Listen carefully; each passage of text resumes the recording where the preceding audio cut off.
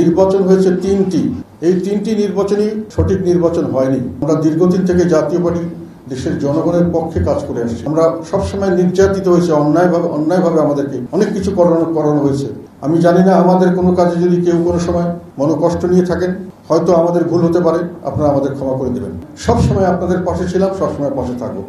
আমরা দীর্ঘদিন থেকে জাতীয় পার্টি দেশের জনগণের পক্ষে কাজ করে আসছি। বিভিন্নভাবে আমরা সবসময় নির্যাতিত হয়েছে, অন্যায়ভাবে আমাদেরকে অনেক কিছু করানো হয়েছে, যেটা হয়তো আমরা করতে চাইনি। বিভিন্নভাবে আমাদেরকে নিষ্পেষণ করা হয়েছে। বড় বড় রাজনৈতিক শক্তিগুলি 90-এর পর থেকে প্রতিটি দলই আমাদের উপর অত্যাচার, নির্যাতন করেছেন।